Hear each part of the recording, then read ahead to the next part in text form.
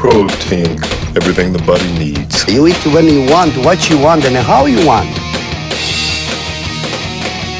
Protein pizza burrito time.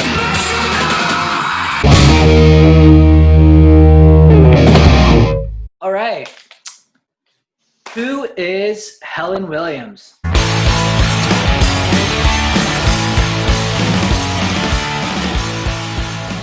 My name is Helen. I'm a drummer, guitarist, bassist, playing a couple bands, bodybuilder, MMA fighter, it's kind of all over the place person. It's a simple way to put it. Do you mind if we talk about the training first, and then maybe we'll kind of segue into the music? Yeah, definitely. So what got you interested in starting with diet? Everyone's got their story of how it all started. What's your tale? Well, I've kind of always had a bit of a fitness background. So my grandpa's an old school bodybuilder back in like 70s and 80s. I was lifting weights with him when I was like 1. They were baby weights, but still lifting. I kind of did the same thing everyone does. Let myself go after high school. Didn't really care. Wasn't sure what I was doing. And then I was real miserable being overweight, not being able to function on stage and stuff like that, playing drums. So, like, one day I was like, forget it, cold turkey, I'm quitting all the junk. And I just started working on getting really healthy and started training MMA. Mixed martial arts.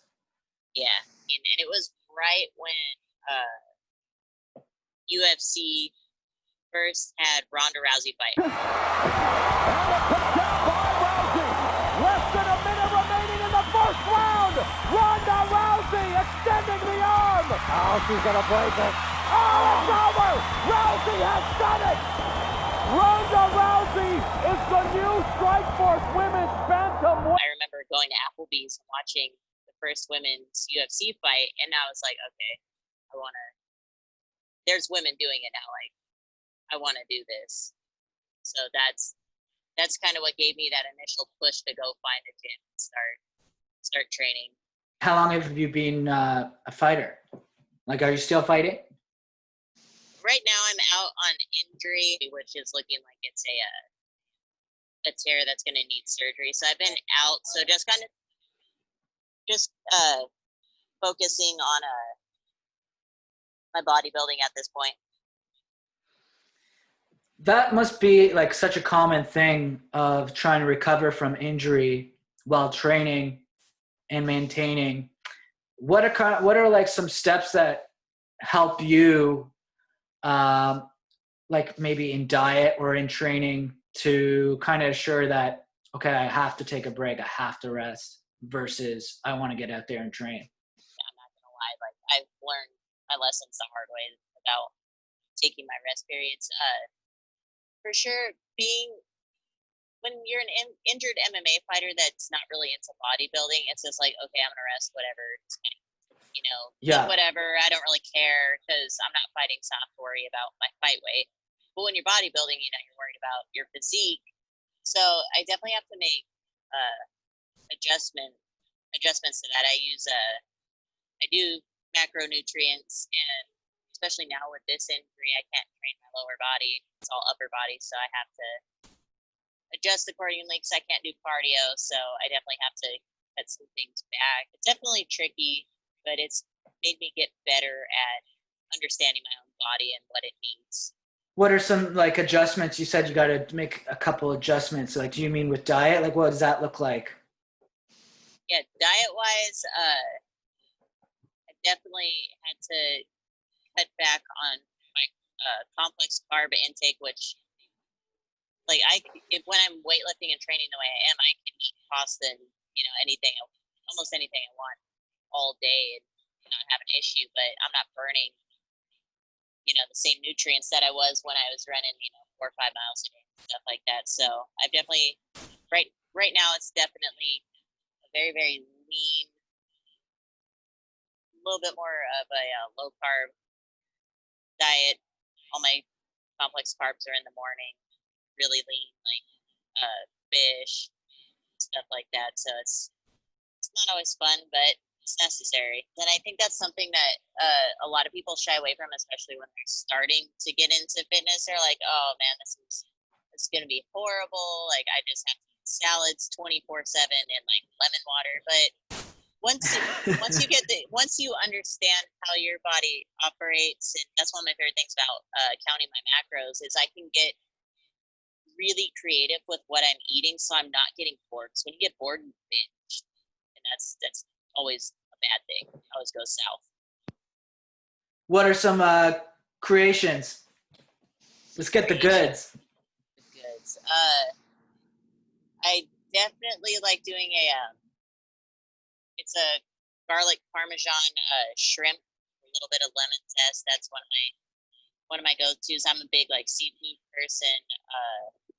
When I'm need a little higher protein, bison burgers are my way to go. When I was training heavily, it'd be almost a triple decker bison burger with sliced avocado and like Colby Jack cheese and stuff like that. So it's amazing. Yeah, and people don't. It's real funny because I tell people, no, like I'm not eating the same thing every day. I was like, I get really creative. I just kind of, okay, I'm craving this. What's the healthy alternative? How can I make it? And it's fun. It's enjoyable. Like it's not as much work or as painstaking as a lot of people believe it is. These things went into this. So take your time, explain what this is. And this is about 5,000 calories we calculated. This is a little bit higher calorie. I believe mine was around 4,000 calories. But I do see a lot of oil here, which I didn't have on mine. Oh, okay. Here, So I'll fix that. Here. If you could just, Yeah, there we are. Okay, it's 4,000 calories.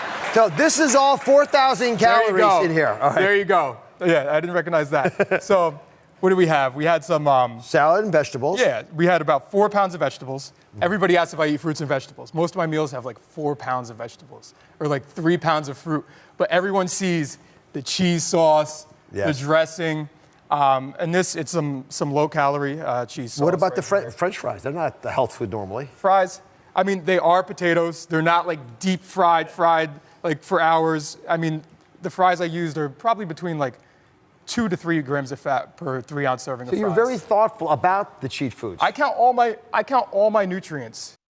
What about life on the road? When you're playing in music, do you guys? Are you in a band right now? Yeah, I'm in 3 bands right now. Oh wow. Okay, wicked. And you guys tour and stuff? Right now we're obviously kind of breaking out. We do travel. I actually also work as a lighting designer and audio engineer for a couple touring companies like Live Nation and others. So I'm out on the road that way too. It must be really challenging on the road to stick to your nutrient goals and whatever. Oh yeah, absolutely. It's definitely tough, especially even just working on tours like live events and stuff like that. You have a lot of catering, and it's just the catering is 9 times out of 10 fast food, and then traveling.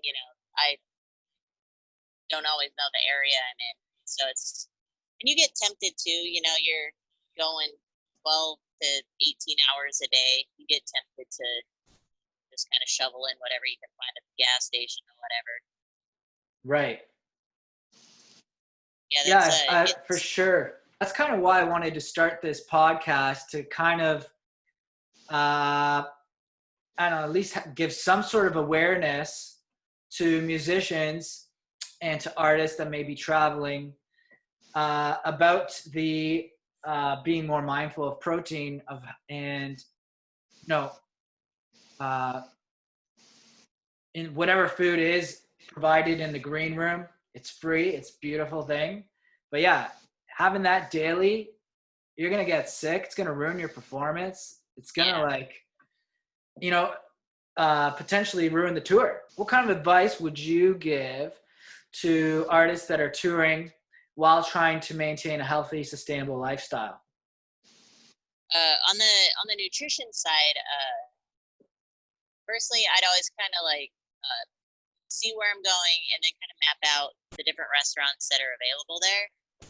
See what their menus are like. Because I mean, also I totally get like being on a budget thing. I 100%,